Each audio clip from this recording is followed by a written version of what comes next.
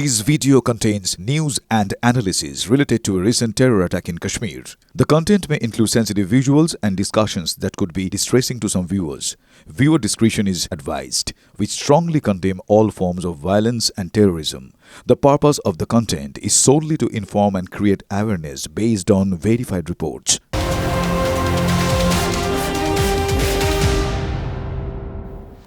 নমস্কার, দেখছেন টিভি9 বাংলা। দুপুরের সুপার প্রাইম টাইমে ফুল অ্যান্ড ফাইনাল নিয়ে আপনাদের সঙ্গে আমি অনির্বাণ, আর আমার সঙ্গে আমার সহকর্মী শর্মিষ্ঠা। শুরুতেই ফুল অ্যান্ড ফাইনালে আমরা যে খবরে চোখ রাখবো, বিজেপি সভাপতি হওয়ার পরই টিভি9 বাংলার মুখোমুখি শ্রমিক ভট্টাচার্য। বিজেপির নতুন রাজ্য সভাপতি শ্রমিক ভট্টাচার্য টিভি9 বাংলার মুখোমুখি হয়ে এক্সক্লুসিভ সাক্ষাৎকারে আমাদের প্রতিনিধি সৌরভ গুহকে কি জানালেন শুনবো। ডায়াসটা দেখলাম কালীঘাটের মা কালীর মূর্তি।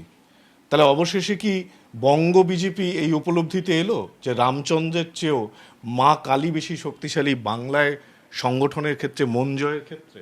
কালীবাদ দিয়ে তো বাঙালির কোনো পরিচয় নেই। এমনকি বিবেকানন্দ বলেছেন এখানে কালী পাঁঠা খাবে, তো সেই কালীর ছবি নিয়েও আপত্তি কেন? কালীর ছবিটা নাকি মা জয় মা কালী? জয় শ্রীরামও আমাদের কাছে কোনো স্লোগান নয়, আর জয় মা কালীও আমাদের কাছে স্লোগান নয়। তাহলে রাজনৈতিক দল ওটা থাকবে আমাদের কাছে।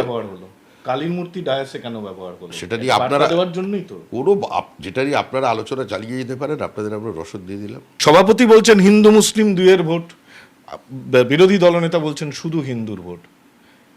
এটা কি কোনো কৌশল? শুভেন্দু অধিকারী যে কথা বলেছেন আমিও কালকে সে কথা বলেছি।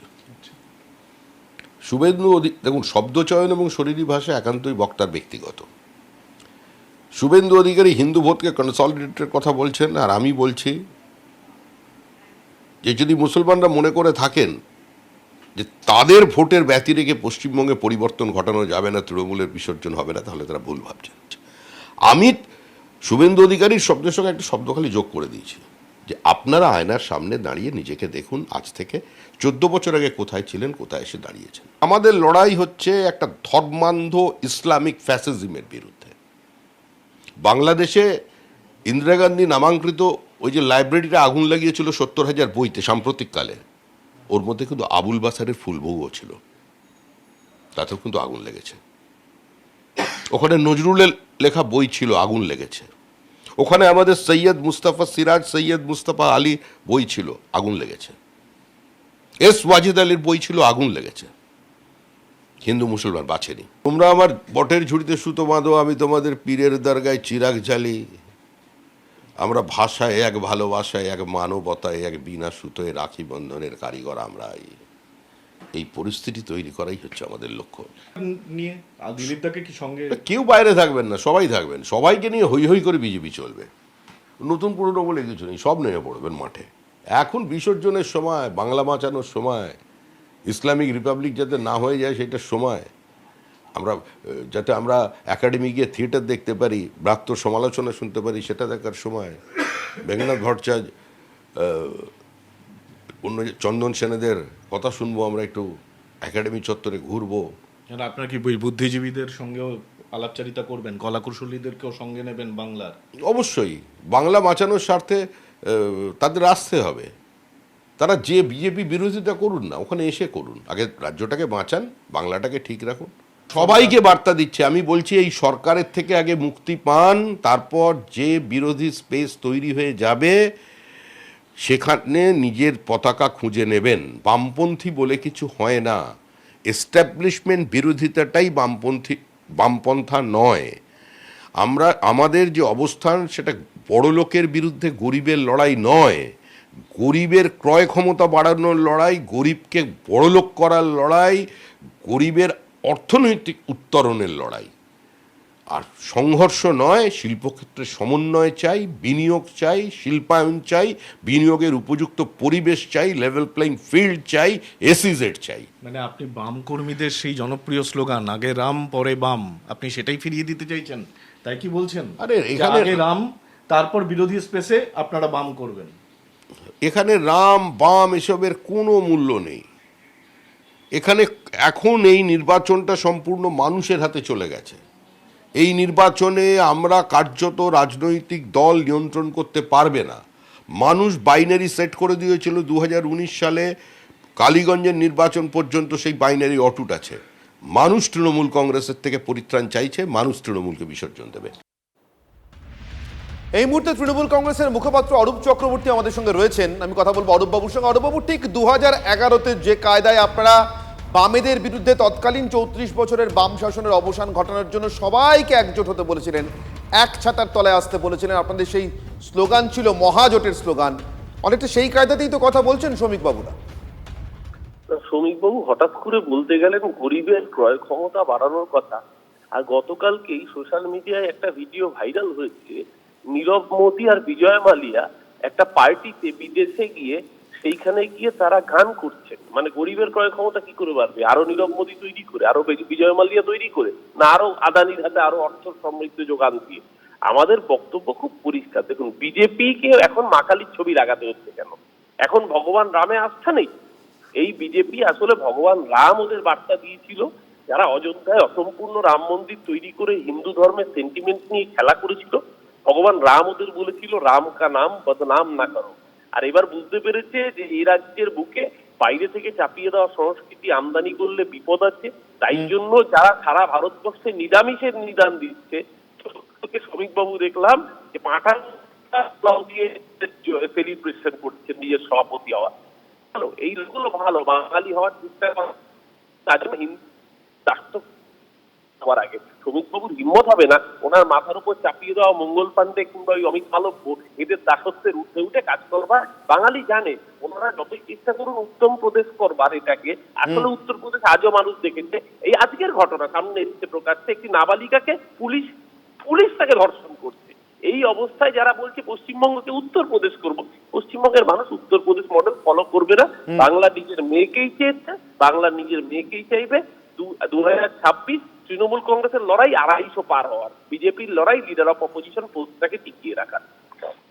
অনেক ধন্যবাদ অরূপ বাবু আপনাদের প্রতিক্রিয়ার জন্য। অরূপ চক্রবর্তী তৃণমূল কংগ্রেস মুখপাত্র আমাদের সঙ্গে ছিলেন। গতকালই এক মঞ্চ থেকে, অর্থাৎ যে মঞ্চ থেকে শ্রমিক ভট্টাচার্য মুসলিমদের বলেছিলেন, রাজ্যের মুসলিমদের সংখ্যালঘুদের বলেছিলেন আয়নার সামনে দাঁড়িয়ে দেখুন আপনারা 14 বছর আগে কোথায় ছিলেন, এখন কোথায় আছেন, আপনাদের হাত থেকে পাথর সরিয়ে তরোয়াল সরিয়ে বই তুলে দেওয়ার লক্ষ্যে আমরা এগোচ্ছি, আমরা মুসলিমদের বিরোধী নই। একই মঞ্চ থেকে যদিও শ্রমিক ভট্টাচার্য বলছেন তার এবং শুভেন্দু অধিকারীর কথা কোনো তফাৎ নেই, শব্দের তফাৎ আছে আর বডি ল্যাঙ্গুয়েজ মানে শরীরী ভাষার তফাৎ আছে, কিন্তু ওই একই মঞ্চ থেকে গতকাল ফের হিন্দুদের এক কাট্টা হওয়ারই কিন্তু বার্তা দিয়েছিলেন শুভেন্দু অধিকারী। মুসলিমদের নাম তার মুখে আসেনি, শুনুন। শক্তিশালী সংগঠন, হিন্দু জনতার সংযুক্তিকরণ এবং সংকল্পপত্র নিয়ে আমরা নামবো। 4 থেকে 5% ভোটের দরকার আছে। গত লোকসভা ভোটে 68% হিন্দু ভোট দিতে গেছে। আপনারা এখন থেকে বুথকে শক্তিশালী করুন। এই মুহূর্তে সৃজন ভট্টাচার্য সিপিআইএম নেতা আমাদের সঙ্গে রয়েছেন, কথা বলবো সৃজনের সঙ্গে। সৃজন, খুব অদ্ভুতভাবে শুভেন্দু অধিকারী যখন পরশুদিন, অর্থাৎ বিজেপি সভাপতি তো গতকাল আনুষ্ঠানিকভাবে নির্বাচিত হলেন, পরশু মনোনয়ন ছিল, পরশুদিনকে ওই কসবার মিছিলের শেষে যে তার সভা, সেখান থেকে সভামঞ্চ থেকে তিনি ডাক দিয়েছিলেন বাম এবং কংগ্রেসকে পতাকা ফেলে একসঙ্গে মমতা বন্দ্যোপাধ্যায়কে সরানোর আন্দোলনে আসতে। গতকাল শ্রমিক ভট্টাচার্য ঠিক সেই একই ডাক দিলেন এবং বামেদের উদ্দেশ্যে এবং কংগ্রেসের উদ্দেশ্যে বিশেষ করে বললেন আপাতত মমতা বন্দ্যোপাধ্যায়কে সরানো যাক, তারপর না হয় আপনারা আপনাদের রাজনীতি আপনাদের বিরোধী পরিসরে করবেন। আমি এইখান থেকে আপনাদের প্রতিক্রিয়া চাইব। মার্কেস পড়া শ্রমিক ভট্টাচার্য বিজেপি নেতাদের মধ্যে যার সঙ্গে বসে একান্তে আড্ডা দিতে আপনাদের অস্বস্তি হয় না, সেই শ্রমিক ভট্টাচার্যকে এবার আপনাদেরই সব থেকে বড় অস্বস্তির কারণ হতে চলেছেন। শহরাঞ্চলে আশেপাশে আপনাদের যে লিবারেল ভোট, বাম ভোট যা আপনাদের দিকে যায় বরাবর, শ্রমিকবাবুকে দিয়ে কি সেখানে থাবা বসানোর চেষ্টা হচ্ছে বলে মনে হয়? এমনিতে শ্রমিকবাবু সুবক্তা, আমার ওনাকে শুভেচ্ছা রইল, দলের মধ্যে দায়িত্ব পেয়েছেন। কিন্তু উনি গতকাল যা বলেছেন আমাদের চিন্তার থেকে তো বেশি শ্রমিকবাবু বিজেপি কর্মীদের চিন্তা বাড়িয়ে দিয়েছেন বলে আমার মনে হলো। উনি বলেছেন যে একই সাথে মহরমের তাজিয়া আর ভাসানের মিছিল, এরকম একটা কথা বলেছেন, তো এমন একটা বাংলা ওনারা দেখতে চান। তো এটা তো জ্যোতিবাবুর সময় হতো, বুদ্ধবাবুর সময় হতো। বিজেপির রাজ্য সভাপতি বামফ্রন্ট সরকার ফেরানোর আহ্বান জানাচ্ছেন, এটা দেখে আমাদের খুব ভালো লেগেছে। সমস্ত যারা যে মানুষ মনে করছেন যে তৃণমূলকে তাড়াতে চাই, তারা এতদিনে বুঝে গেছেন যে বিজেপিকে দিয়ে আর হবে না। বিজেপি এই কুমির ছানা দেখিয়ে যাচ্ছে 2018-19 সাল থেকে প্রত্যেকটা ভোটে এই জিতে যাব করছে, কিন্তু জিততে পারছে না। শ্রমিকবাবু সহ বিজেপির সমস্ত কর্মী, নেতা, সমর্থক সকলকে বলছি, দলের পতাকা সরিয়ে রাখুন এবং 26-এ তৃণমূলকে হারাতে বামপন্থীদের যেভাবে সাহায্য করতে হয় সেটা করুন।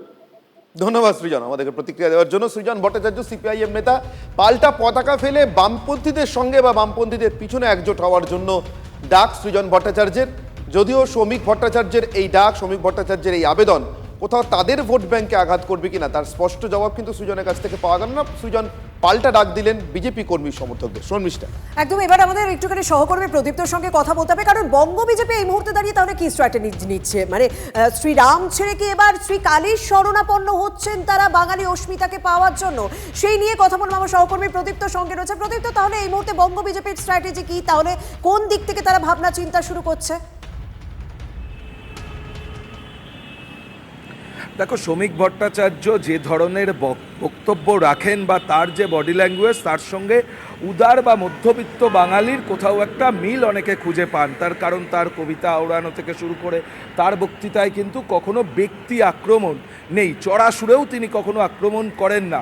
সেই জায়গা থেকে বিজেপি যেটা হয়তো চাইছে এখনো পর্যন্ত সেটাও স্পষ্ট নয়।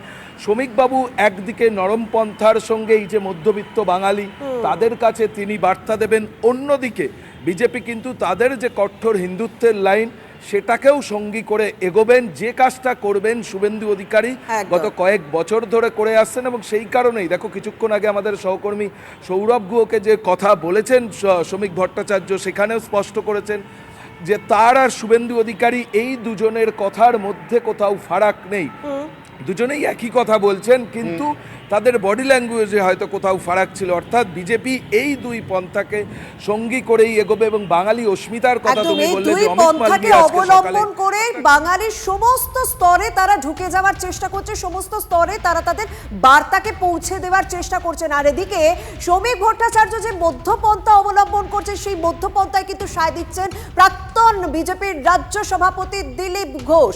রাজ্য সভাপতি যা বলবেন তাই মেনে চলবো। দিলীপ ঘোষ কি বলছেন শোনা যায়।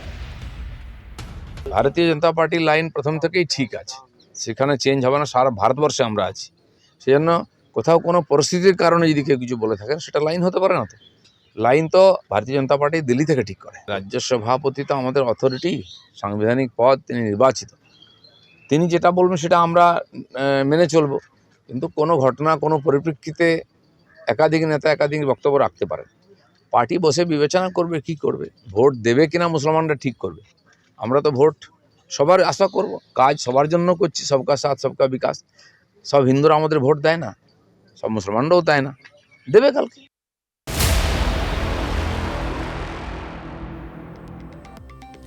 তৃণমূল কংগ্রেসের অন্দরে কি সংখ্যালঘুদের ক্ষোভ বাড়ছে? যদিও ভোট বাক্সে কিন্তু এখনো তেমন কোনো প্রতিফলন নেই, মানে ভোট বাক্সের হিসেব সে কথা বলছে না, কিন্তু কোথাও কি অনেক সময় ভোটের আগেও তো অনেকে বুঝতে পারেন নড়াচড়া, হালচাল কোন দিকে যাচ্ছে।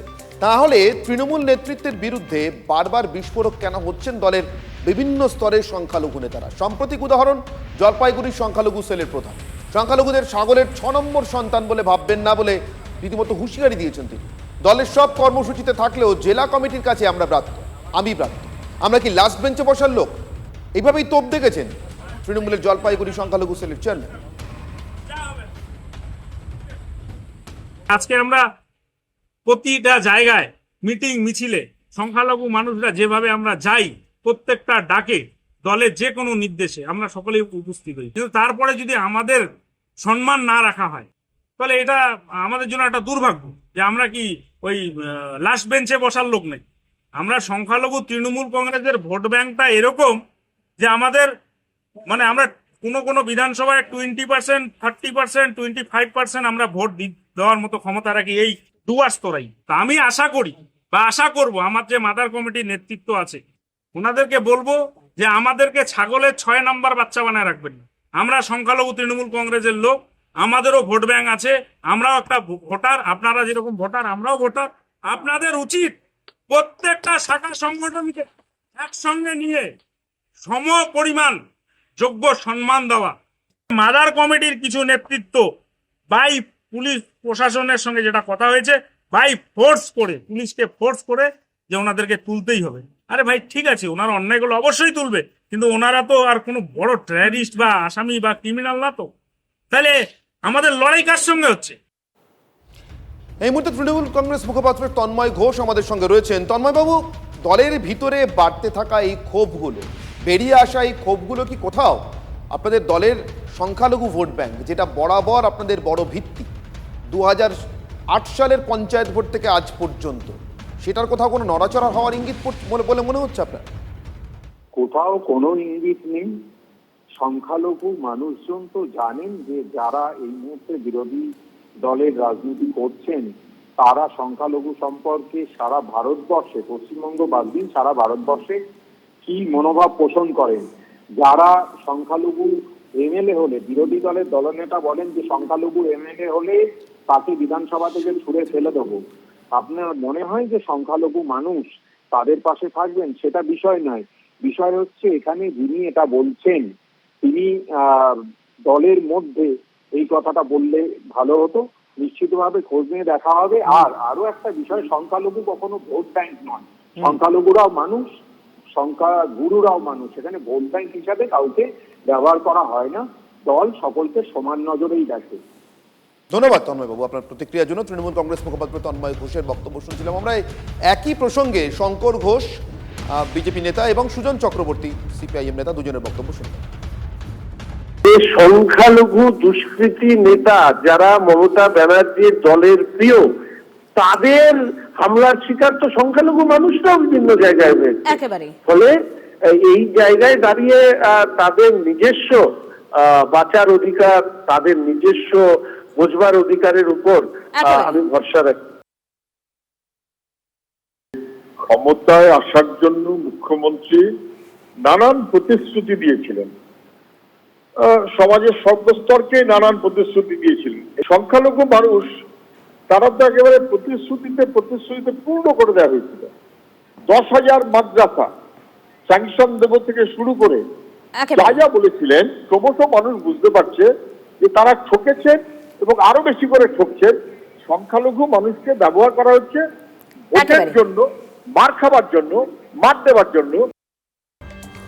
আর জলপাইগুড়ি থেকে তো মালদার দূরত্ব খুব একটা বেশি নয়। তৃণমূলে যখন খুব বাড়ছে সংখ্যালঘুদের, তখন ড্যামেজ কন্ট্রোলে নেমে পড়েছেন সাবিত্রী। হিন্দুত্ব ইস্যুতে বিজেপিকে আক্রমণ করতে গিয়ে মানিকচকের তৃণমূল বিধায়কের মন্তব্য ঘিরে রীতিমতো বিতর্ক তৈরি হয়েছে। তিনি বলেছেন মুসলিমরা ধর্ম নিয়ে রাজনীতি করে না, হিন্দুরা ধর্ম নিয়ে রাজনীতি করেছে। তিনি কি বলছেন মঞ্চ থেকে শুনুন। আমাদের আলোচ্য দেবতা নয়, রাম আমাদের আলোচ্য দেবতা। যদি তোমরা জয় শ্রীরাম বলতে পারো তো জয় জগন্নাথ কেন বলো না? জয় জগন্নাথ আলাদা নয়, জয় শ্রীরামও আলাদা নয়, সবই এক।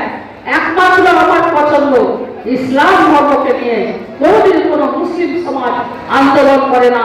কেন আজকে হিন্দুরা আমাদের সনাতন ধর্মকে নিয়ে রাজনীতি করে আমাদের ধর্মকে, সনাতন ধর্মকে ছোট করছে? আমি সনাতন কিনা, সনাতনের সম্বন্ধে কি শিখিয়েছো? কটা গ্রন্থপাঠ পড়ানো হয়? আমাদের গীতা ভাগবত কোন স্কুলের পাঠে একটা পুস্তক আছে বলুন না? শিক্ষক করে জানি না। কিন্তু আমাদের মুসলিমদের একটা জায়গায় দেখি আমরা আরবি শিক্ষাটা দেওয়া হয়, কোরআনটা পড়ানো হয়, আমরা তো তাও করতে পারি না, আমরা জানতে পারি না। তাই আমরা বেশি বলি, তাই হিন্দুত্বের নামে ভোট পাওয়া যাবে না। মঞ্চে দাঁড়িয়ে তৃণমূল বিধায়ক সাবিত্রী মিত্র বলছেন একমাত্র আমার পছন্দ ইসলাম ধর্মকে নিয়ে কোনোদিন কোনো মুসলিম সমাজ আন্দোলন করে না। তার ব্যাখ্যাও দিতে হলো তাকে। মঞ্চ থেকে নেমে এসে সাংবাদিকদের মুখোমুখি হয়ে তিনি তার পুরো বক্তব্যের ব্যাখ্যা দিচ্ছেন। সেখানে কি বলছেন শুনুন। মুসলিম বলছে তো হিন্দুরা ভোট দেবো, ওরা কি মুসলিম? তো ওটা বলছে, ওরা তো বিজেপি বলছে, আমি বলছি না। যারা তৃণমূল করে তারা মুসলিম। জগন্নাথ রাম কি আলাদা? এটা যদি ওরা বুঝতে না পারে তাহলে কে কথা বলে? তৃণমূলের নেতা নেত্রীরা মুসলিম ভোট পাওয়ার জন্য বারে বারে হিন্দু ধর্মের ভাবাবেগকে আঘাত করে আসছেন, বারে বারে ধর্মকে অপমান করছেন। হিন্দুরা সামনের ভোটে এর জবাব দিবে। আর তৃণমূল বিধায়ক সাবিত্রী মিত্র তিনি কোথাও ড্যামেজ কন্ট্রোলে নামতে গিয়ে সরাসরি কি বললেন যে ইসলাম ধর্ম নিয়ে রাজনীতি করে না, বরং হিন্দুরা ধর্ম নিয়ে রাজনীতি করে। আর সেই নিয়ে কিন্তু স্বাভাবিকভাবে সমালোচনা শুরু হয়েছে, বিতর্ক শুরু হয়েছে। এবং সংখ্যালঘু ভোটের হার আমাদের রাজ্যে কোন কোন আসনে সব থেকে বেশি প্রভাব ফেলে, মোট ৭৪টি আসনের সব থেকে বড় ফ্যাক্টর হচ্ছে সংখ্যালঘু ভোট, সেটা পার্সেন্টেজও আমরা অনির্বাণ দেখিয়ে দিচ্ছি। এবং সেইখানেই যেখানে রাজ্যের বিভিন্ন জায়গা থেকে সংখ্যালঘুদের মধ্যে ক্ষোভ বাড়ছে তৃণমূলের বিরুদ্ধে, সেই খবরও আমরা দেখালাম, জলপাইগুড়িতে দেখিয়েছি এবং সিদ্দিকুল্লাহ চৌধুরী তার বক্তব্যও আমরা আগের দিন শুনিয়েছি।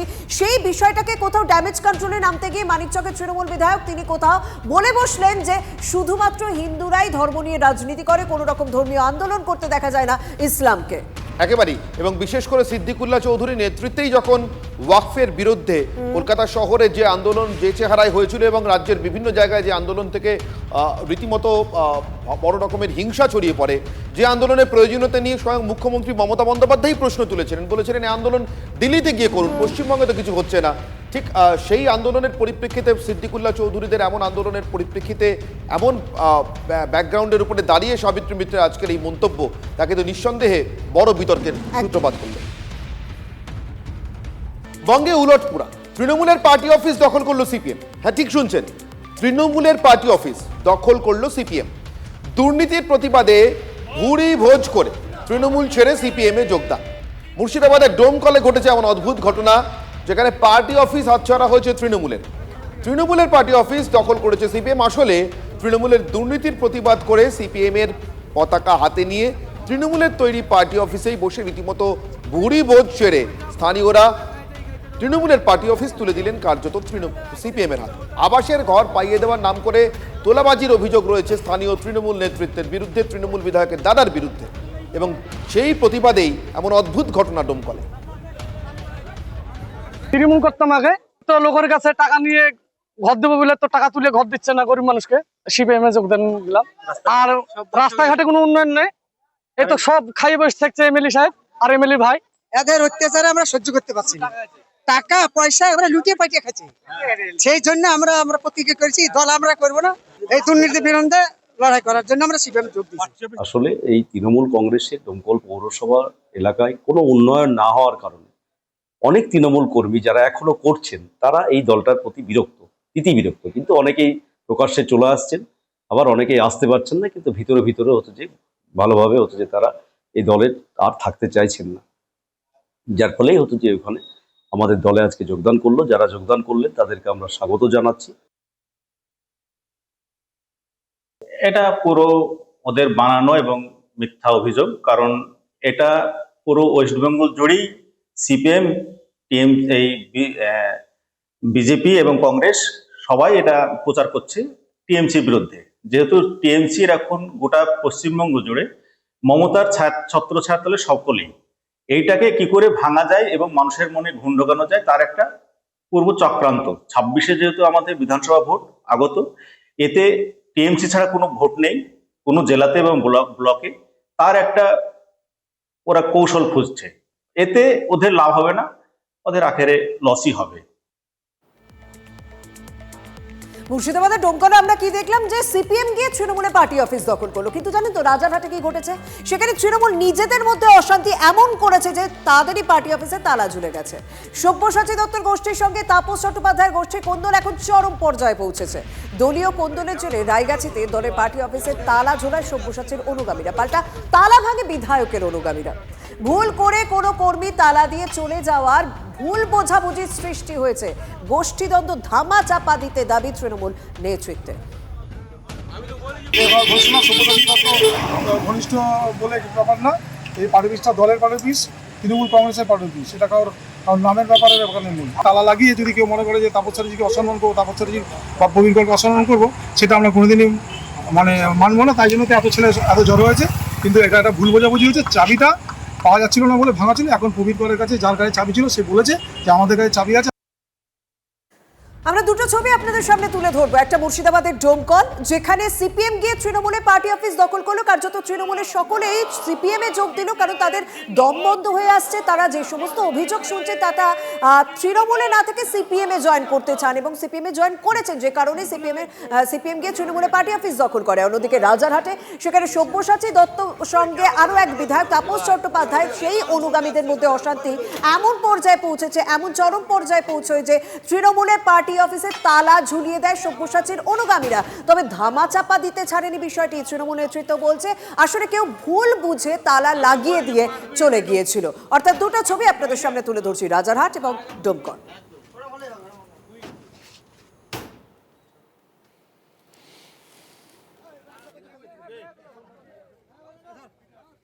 আর এই মুহূর্তে যে ব্রেকিং খবরে চোখ রাখবো বসিরহাটে। আপনারা পরপর শুনছেন তৃণমূলের গোষ্ঠী কোন্দলের কথা। বসিরহাটে তৃণমূলের কোন্দলে এবার তুলকালাম। কি ঘটেছে বিস্তারিত জানবো আমাদের প্রতিনিধি দীপঙ্করের সঙ্গে কথা বলে। দীপঙ্কর, কি হয়েছে বসিরহাটে?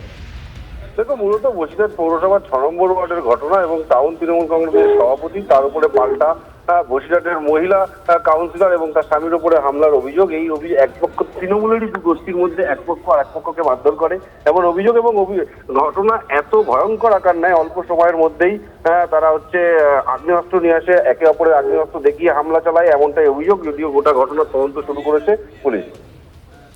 ধন্যবাদ দীপঙ্কর।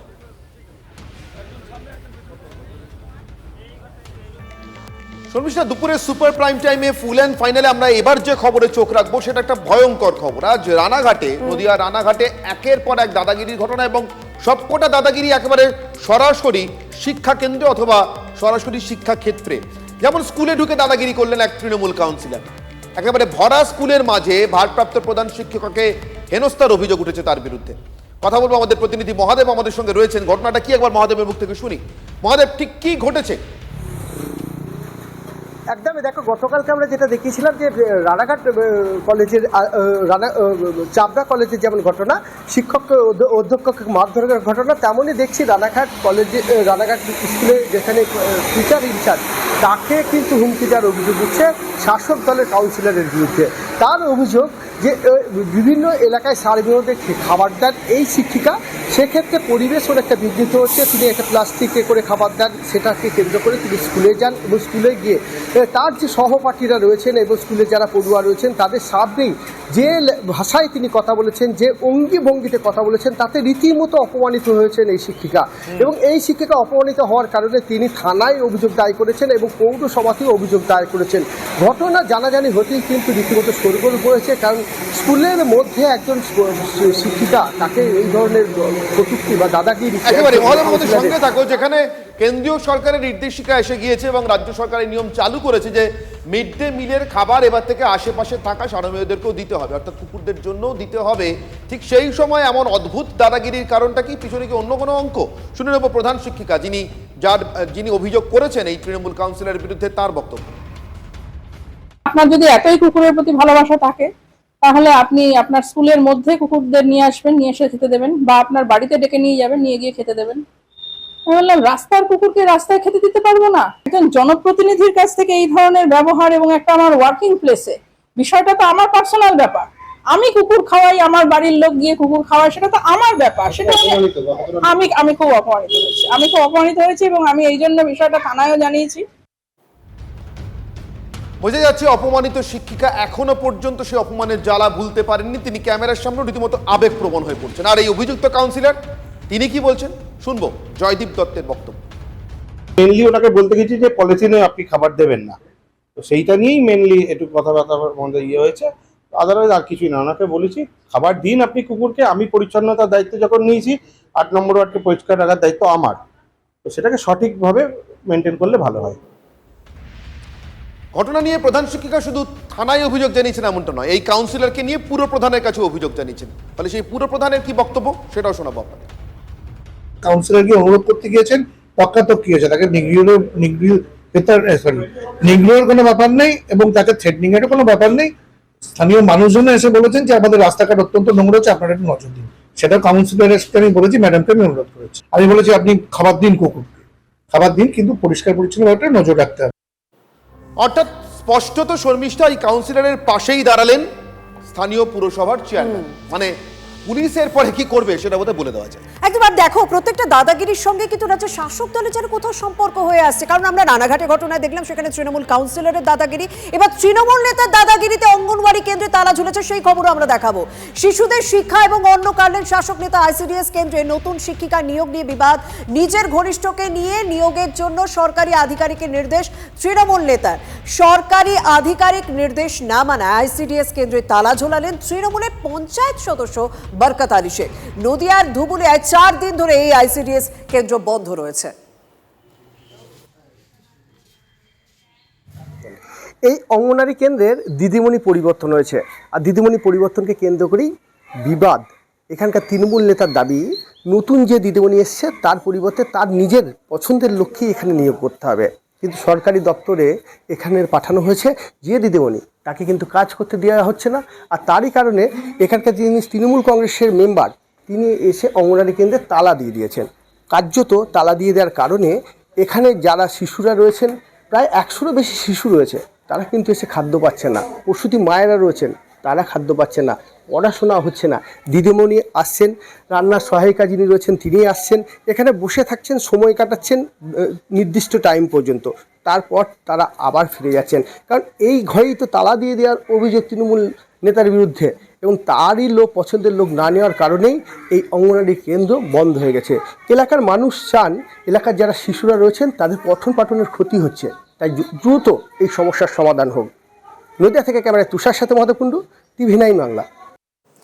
শিশুদের শিক্ষা, অন্ন সবকিছুই কেড়ে নিচ্ছেন রাজ্যের শাসক দলের নেতা, এবং স্বাভাবিকভাবে আইসিডিএস এর বাইরে আমরা দেখলাম যে যেভাবে শিক্ষিকা এবং কর্মী বসে রয়েছেন, তারা তাদের অফিস টাইমে আসছেন, তারা তাদের দায়িত্ব পালন করার চেষ্টা করছেন, কিন্তু যেভাবে তালা ঝুলিয়ে দেওয়া হয়েছে সেই নিয়ে তারা কি বলছেন একবার শুনুন। দুজন লোক আসলো, এসে বললো তোমাকে এখানে জয়েন করতে দেওয়া হবে না, তোমার অর্ডার ক্যান্সেল করতে হবে, আর হচ্ছে কাগজ খাতাপত্র যা নিয়েছো সব ফেরত দাও। হ্যাঁ, তো বলে চলে গেল। আর হচ্ছে বললো যে এখানে স্যার যদি আসে স্যারকে মারবো, অফিসে যে কোনো লোক আসলে মারবো, আর এখানে সঞ্জয় মুখার্জি, উজ্জ্বল বিশ্বাস আরও সব লোকজন আসবে। হ্যাঁ, তোমাকে অর্ডার ক্যান্সেল করতে হবে, তুমি চলে যাও। 3 জন আসলো, এসে তালা লাগিয়ে দিল। তালাটা মারলো কে? তালাটা তার পরের দিন মারছে। আচ্ছা, কে মারলো এসে? কে মারলো এসে? ওই মেম্বার এসে মেরেছে। সে কোন দল করে? তৃণমূল দল। আচ্ছা, একজন মেম্বার এসে তালা মেরে দিয়ে চলে গেল? হ্যাঁ, সেটাই আমাদের অভিযোগ। আমি বারবার বলছি যে হচ্ছে শিশুদের, তার দাবিটা কি? তার দাবিটা ওই যে ওনার পছন্দ মতন উনি যাকে চায় আর কি তাকে নিয়োগ করতে হবে। খবর পাচ্ছেন না? খাদ্য অবস্থা আজ 4 দিন ধরে বন্ধ হয়ে আছে। কারা করলো এটা কি জানতে পারবেন? সেটা আমরা বলতে পারবো না, কিন্তু আমরা এসে দেখছি যে তালা বন্ধ। এটা তো অন্যায় কাজ একটা। হ্যাঁ, এখন এটা অন্যায় হতেও পারে। আর স্থানীয়দের বক্তব্য অবশ্যই শুনতে হবে, কারণ স্থানীয় অনেক প্রসূতি মা তারা কিন্তু ওইখানে যান, এমনকি অনেক শিশু সেখানে যায় খাবারের জন্য। সেই স্থানীয়দের মধ্যে কতটা প্রভাব ফেলেছে এই ঘটনা একবার দেখুন। উনি এসে ওনার পছন্দ মতো লোক এখানে নিয়োগ হয়নি, এটাই হচ্ছে ওনার মানে মূল বক্তব্য। এবং কি মারধর করবো এরকম বলে গেছে? না, মানে তালা দিয়ে গেছে, দিদিমণিদের বলেছে তোমরা আসবে না, এই আর কি, যারা এখানকার পোস্টিং পেয়েছে। আমি চাই অবিলম্বে সেন্টার খোলা হোক। পুলিশ প্রশাসন সবাই জানে আজকে, হ্যাঁ টোটাল জানে, কিন্তু নীরব, কোনো ভূমিকা দেখছি না। এবার তার বক্তব্য শোনাবো, যিনি এই কাণ্ডটা ঘটিয়েছেন, যার বিরুদ্ধে অভিযোগ উঠছে, পঞ্চায়েত সদস্য, তিনি কি বলছেন। তালা আমি মারিনি, তালা পাড়ার লোক মেরেছে। 13/5/2025 এখন আমার দিদিমণি অ্যাপ্লাই করেছিল আপনার ইয়ে আমার সিডিপিও। আমাদের কত না বলে সেটা আমাদের দল জানে, সবাই জানে, যে আগে অ্যাপ্লাই করেছে সে আশা করি তাকে দেবে। যে হঠাৎ থেকে 30 তারিখে একটা নতুন বেরোছে, দিদিমণি অন্য মহিলা জয়েন করেছে। তালা দিয়ে দেওয়ার কারণে তো 100-এর উপর শিশু না, মানে পড়াশোনা হচ্ছে না, খেতে পাচ্ছে না, দায়ভার তো সিডিপিও। দেখুন, গতকাল আমরা চাপড়ায় দেখিয়েছিলাম কিভাবে শাসক দলের ঘনিষ্ঠ হওয়ায় দাদাগিরি করা যায়, অধ্যাপককে মারা যায়, সেই ছবি দেখেছিলাম। আজকেও নদিয়ার আমরা দুটো ঘটনা আপনাদের সামনে তুলে ধরলাম। স্বাভাবিকভাবে রাজ্য রাজনীতিতে চাপানুতত্ব শুরু হয়ে গিয়েছে। শাসক এবং বিরোধীরা তারা কি বলছেন এই ঘটনা নিয়ে শুনুন। তো শুধু মিড ডে মিল বন্ধ করছে, তালা ঝোলাচ্ছে নয়, প্রফেসরকে, প্রিন্সিপালকে মেরেছে গভর্নমেন্ট কলেজে। দেখুন, প্রিন্সিপালকে ধরে পেটাচ্ছে, একে ধরে পেটাচ্ছে, তাকে ধরে পেটাচ্ছে। এটা তো মানে তালিবানি শাসন কায়েম করার জন্য চেষ্টা করছে। এই আরজি করের মতো বড় ঘটনায় বাঁচিয়ে নিল অপরাধীদের, তো এই আমাকে তো বাঁচাবে বটেই। এই যে কনফিডেন্স, যে কনফিডেন্স থেকে মনোজিৎ মিশ্র তৈরি হয়, সেই কনফিডেন্স থেকে এই ধরনের পঞ্চায়েত সদস্য তৈরি হয়। মমতা বন্দ্যোপাধ্যায় দুর্নীতি, দুষ্কৃতি এবং পুলিশ, এই তিনটের একটা খিচুড়ি এমন ভাবে পাকিয়েছেন পশ্চিমবঙ্গে, যা বাংলার মানুষের প্রাণ ওষ্ঠাগত করে দিচ্ছে।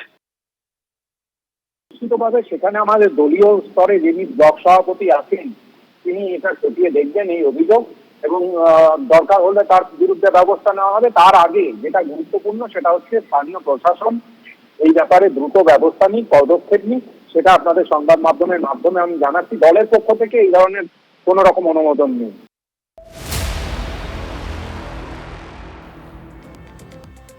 খড়গপুরে প্রবীণ বাম নেতাকে মার, ঘটনার পর 4 দিন পেরিয়েছে। এই 4 দিনের মধ্যে কি হয়েছে? যিনি মেরেছেন সেই বেবি কোলে, তার সাঙ্গপাঙ্গরা, তাদের বিরুদ্ধে এফআইআর হয়েছে। এমনকি দল পর্যন্ত কি আলাদা এফআইআর করেছে, কিন্তু এখনো সেই বেবি কোলে গ্রেফতার হয়নি। কেন? এখনো কেন কোনো ব্যবস্থা নিল না পুলিশ? কলকাতা হাইকোর্টের দ্বারস্থ হয়েছেন এবার প্রবীণ বাম নেতা অনিল দাস। কথা বলবো আমাদের প্রতিনিধি দেবব্রতর সঙ্গে। দেবব্রত, এখনো পর্যন্ত পুলিশ কোনো ব্যবস্থা কেন নিয়ে উঠতে পারলো না? যে পুলিশ ঘটনার এফআইআর অনিল দাস নিজে দায়ের করার পর বলেছিল আপনি যান, ওরা আর বাড়ি ফিরতে পারবে না, সেই পুলিশ তাদেরকে সসম্মানে নাকি বাড়ি পৌঁছে দিয়ে আসে। অনিল দাস বলেছিলেন, তোমাকেই তো বলেছিলেন। তারপরে 4 দিন কেটে গিয়েছে, দলও তার বিরুদ্ধে এফআইআর করেছে। কে এই বেবি কোলে, যাকে 4 দিন পরেও গ্রেফতার করে উঠতে পারলো না পুলিশ? এই প্রশ্নটাই কিন্তু শুধু খড়গপুর শহর জুড়ে চলছে, যে কে, কেন অ্যারেস্ট করতে পারছে না পুলিশ, এই প্রশ্নটা বারবার হচ্ছে। তার জন্যই কিন্তু, এবং সঠিক বিচারের দাবিতেই কিন্তু ইতিমধ্যেই তার ফলে অনিল দাস তিনি হাইকোর্টের দ্বারস্থ হয়েছেন, তিনি পিটিশন করছেন এবং তিনি দাবি জানিয়েছেন যে সঠিক বিচার যাতে তিনি পান। পাশাপাশি তার স্ত্রী সুস্মিতা দাস তিনিও কিন্তু মুখ্যমন্ত্রীর উদ্দেশ্যে একটি খোলা চিঠি রেখেছেন, যেখানে তিনি আতঙ্ক প্রকাশ করছেন যে তিনি এখন আতঙ্কে ভুগছেন যে তার স্বামীকে বাড়ির বাইরে আর ছাড়বেন কিনা। কেননা যেভাবে স্ত্রী আতঙ্কে ভুগছেন, অনিল দাসের মতো একজন বৃদ্ধ নেতার স্ত্রী আতঙ্কে ভুগছেন যে এরপরে আর স্বামীকে বাইরে যেতে দেবো কিনা, এবং মুখ্যমন্ত্রীকে চিঠিও লিখেছেন, খোলা চিঠি লিখেছেন তার স্ত্রী সুস্মিতা। আমরা শুনবো কি বলেছেন আমাদের সামনে, আমাদের ক্যামেরার সামনে। সেখানে আমি লিখেছি, আমি আজ 30 বছর ধরে আমি ওনাকে জানি। আজ অবধি উনি বরাবরই দেখে এসেছি মানুষের সেবা করছেন, কোনোদিন কোনো পার্টি রং কিছু দেখেন না, সবার জন্য যিনি আসেন তার ঝাঁপিয়ে পড়েন। আর আজ অবধি কোনোদিন দেখিনি কোনো অশ্লীল আচরণ কারোর সাথে করেছেন। যখন অল্প বয়স ছিল তখনই দেখিনি। আর আর আজ অবধি কেউ বলেও নি, এই প্রথম ওনার মুখেই শুনলাম। আতঙ্ক, আতঙ্ক তো খুবই কাজ করছে। এখন তো ওনাকে বের করতেই ভয় লাগছে। উনি যে বেরিয়ে যাবেন আমার প্রতি মুহূর্তেই ভয় থাকবে। দেখুন কেমন, এখন আমরা বলতে পারি যে 2:38 বেজে গিয়েছে, কিন্তু 2টো পর্যন্ত ডেডলাইন দেওয়া হয়েছিল পরেশ পাল এবং তৃণমূলের 2 কাউন্সিলরকে বিজেপি কর্মী অভিজিৎ সরকার খুনের ঘটনায়। আদালত নির্দেশ দেওয়ার পরেও কিন্তু তারা এখনো পর্যন্ত উপস্থিত নেই। এখনো পর্যন্ত যে আপডেট আমাদের কাছে আসছে, আমার সঙ্গে সরাসরি রয়েছেন সহকর্মী সুজয়। সুজয়, তাহলে তাদের বিরুদ্ধে কি ব্যবস্থা নেওয়া যেতে পারে? কারণ আদালত নির্দেশ দিয়েছিল 2টোর মধ্যে তাদেরকে হাজিরা দিতে হবে, 2:40 বাজতে চললো। দেখো, সে ব্যাপারে আদালত সিদ্ধান্ত নেবে। তবে এখনো পর্যন্ত তোমায় জানিয়ে রাখবো, এই মামলার শুনানি এখনো শুরু হয়নি। তার কারণ বিচারক অন্য একটি মামলার শুনানি করছিলেন। এই মুহূর্তে তিনি তার চেম্বারে গিয়েছেন, আর কিছু সময়ের মধ্যেই এই মামলার শুনানি শুরু হবে তেমনটাই জানা যাচ্ছে। তবে যে কয়েকজন অভিযুক্তদের নামে চার্জশিট জমা পড়েছে তাদের মধ্যে কয়েকজনের আজকে হাজিরা দেওয়ার সম্ভাবনা রয়েছে। এখনো পর্যন্ত আইনজীবীদের মারফত আমরা সেটাই জানতে পারছি। সেক্ষেত্রে কারা কারা হাজিরা দেবেন, কারা কারা হাজিরা দেবেন না, তাদের বিরুদ্ধে কী ব্যবস্থা নেওয়া হবে তারা সেটা আদালত সিদ্ধান্ত নেবে। কিন্তু আইনজীবীরা বলছেন কী ব্যবস্থা নেওয়া হতে পারে এক্ষেত্রে যদি আজকে হাজিরা না দেন তাদের বিরুদ্ধে গ্রেফতারি পরোয়ানা জারি হতে পারে। যেহেতু চার্জশিটে অভিযুক্ত হিসেবে নাম রয়েছে পরেশ পাল, 2 কাউন্সিলর এবং 3 পুলিশ কর্মী সহ 18 জনের, তারা যদি আজকে আদালতে হাজিরা না দেন তাদের বিরুদ্ধে গ্রেফতারি পরোয়ানা জারি হতে পারে। আর সেক্ষেত্রে শাসক দলের বিধায়ক, কাউন্সিলরদের নামে বা পুলিশ কর্মীদের নামে যদি গ্রেফতারি পরোয়ানা জারি হয়, খুব স্বাভাবিকভাবে কিন্তু সেটা শাসক দলের পক্ষে খুব একটা সুখকর হবে না। একদম একেবারে অস্বস্তির কারণ হয়ে দাঁড়াবে। তুমি সেই দিকেই নজর রাখো, কারণ এখনো তুমি যেরকম জানালে যে এখনো ওই মামলার শুনানি শুরু হয়নি। তাহলে শেষ পর্যন্ত হাজিরা দেন কি, আদতে কারা কারা হাজিরা দেন সেদিকে আমাদের নজর থাকছে। ধন্যবাদ সুজয়। রাজ্য মেডিকেল কাউন্সিলের বিরুদ্ধে হাইকোর্টে শান্তনু সেন। আপনারা শুনছেন লাগাতার একের পর এক মানুষ, নদিয়া থেকে তামান্নার মা, কখনো বা অনিল দাস, তারা ছুটে আসছেন পুলিশ ব্যবস্থা নিচ্ছে না অভিযোগ পেয়ে। এখানেও হাইকোর্টের দ্বারস্থ হয়েছেন শান্তনু সেন, তবে পুলিশের বিরুদ্ধে নয়, দলেরই একাংশের বিরুদ্ধে আর কোন একটি নির্দিষ্ট সংস্থার বিরুদ্ধে যারা ব্যবস্থা নিয়েছেন বলে তার এই অভিযোগ। ডিগ্রি বিতর্কে 2 বছরের জন্য শান্তনু সেনের মেডিকেল রেজিস্ট্রেশন বাতিল করেছে রাজ্য মেডিকেল কাউন্সিল। সেই সিদ্ধান্তের বিরুদ্ধে, অর্থাৎ তাদের এই ব্যবস্থার বিরুদ্ধে হাইকোর্টের দ্বারস্থ তৃণমূলেরই সাসপেন্ডেড নেতা প্রাক্তন সাংসদ রাজ্যসভার শান্তনু সেন। সোমবার সম্ভবত মামলার শুনানি হতে পারে। এ প্রসঙ্গে শুনবো কংগ্রেস নেতা অধীর চৌধুরীর বক্তব্য। শুধুমাত্র তৃণমূল দলের বিরুদ্ধে, তৃণমূল দলের লুটেরাদের বিরুদ্ধে, তৃণমূল দলের দুর্নীতিগ্রস্ত ব্যক্তিদের বিরুদ্ধে আরজিকর কাণ্ডের পিছনে যে কত বড় অপরাধ আছে তার কিছুটা বলার চেষ্টা করেছিলেন, তার জন্য তাকে শাস্তি পেতে হচ্ছে। এবার একটুখানি হুগলির দিকে নজর রাখা যায়, কারণ প্রেমে বিচ্ছেদের ঘটনা ঘটেছে, তারপর নাকি বদলা নেওয়া হয়েছে। ঘুমন্ত যুগলকে ফালা ফালা করে খুন, হাড় হিম করা ঘটনা। বৈদ্যবাটিতে তুমুল চাঞ্চল্য, ইতিমধ্যে 2জনকে গ্রেপ্তার করা হয়েছে। মারামারি করে মৃত্যু হয়েছে যুগলের, অনুমান ছিল পুলিশের। পুলিশ তদন্ত শুরু করলে আসল তথ্যটা বেরিয়ে আসে। গত 6 বছর ধরে বৈদ্যবাটিতে ভাড়া থাকতেন নিহত মনীষ এবং অপর্ণা। অপর্ণার ছোট বোন রিম্পার সঙ্গে আলাপ হয় গাড়ির চালক অর্জুনের। পরে রিম্পার সঙ্গে অন্য একজনের ঘনিষ্ঠতা তৈরি হয়। অপমান সহ্য করতে না পেরে রিম্পার দিদিকে হুমকি দেয় অর্জুন।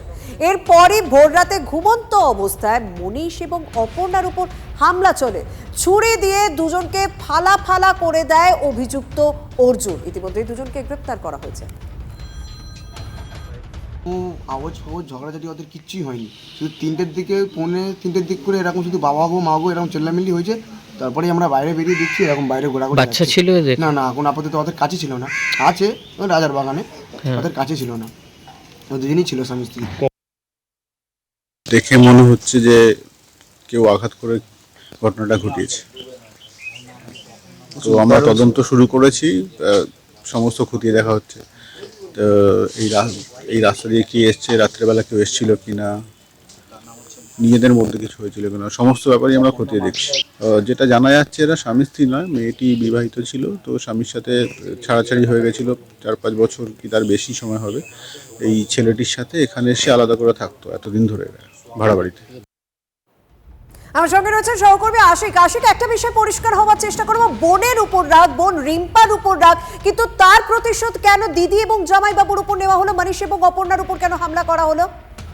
দেখো, তোমাকে জানিয়ে রাখবো যে এই যে অপর্ণা মাঝি এবং মনীষ ভাদুরী, এরা গত 5 বছর ধরে একই সঙ্গে থাকছিল। অপর্ণার আগে বিয়ে হয়েছিল এবং তারপরে সে সেখানে ডিভোর্স হওয়ার পর মনীষের সঙ্গে থাকছিল।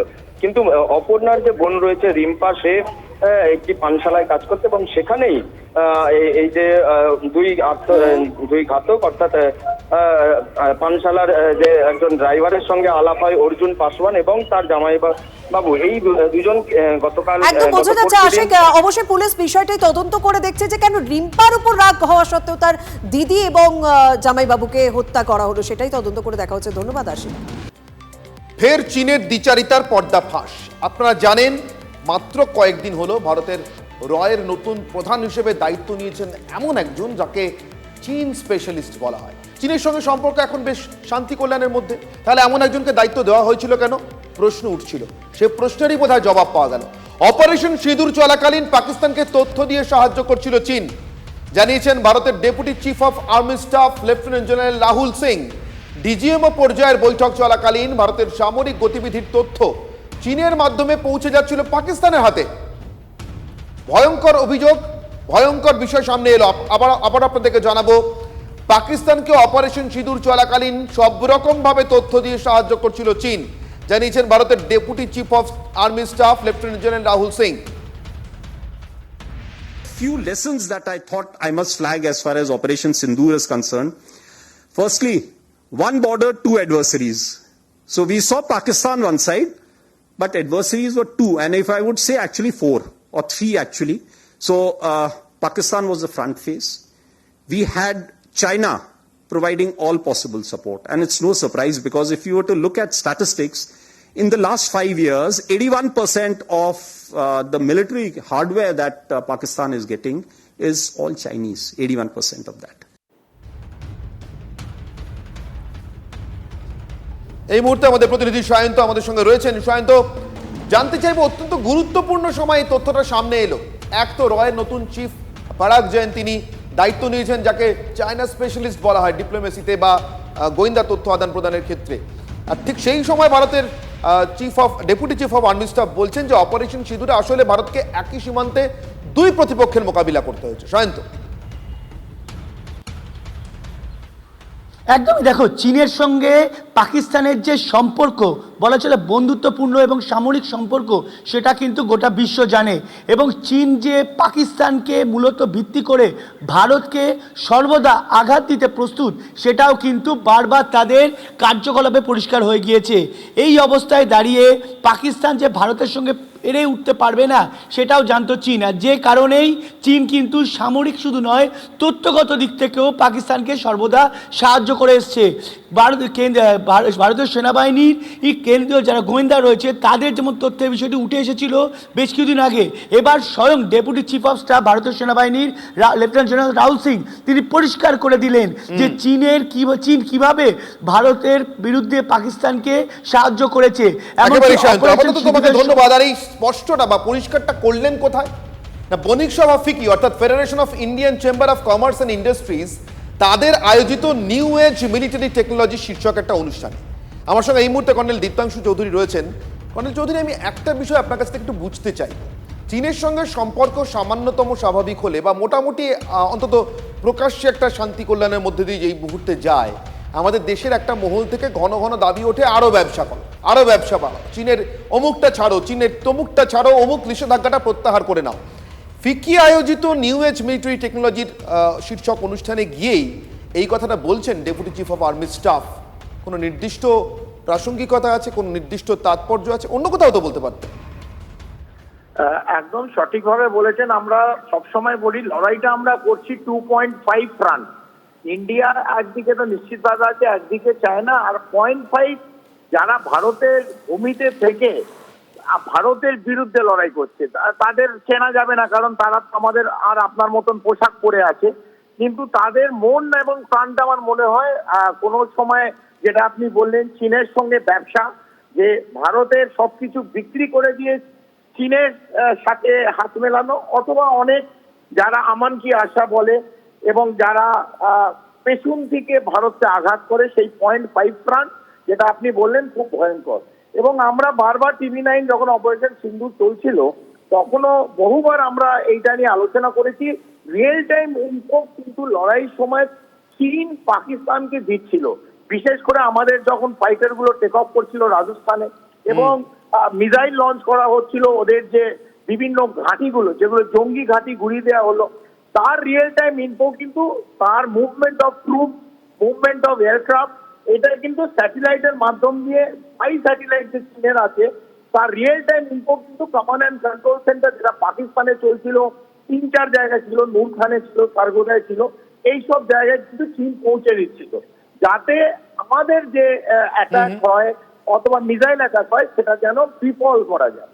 হয়নি, নিশ্চিতভাবে চেষ্টা করেছে চীন, সঠিক সরবরাহ করেছিল ইনফরমেশন।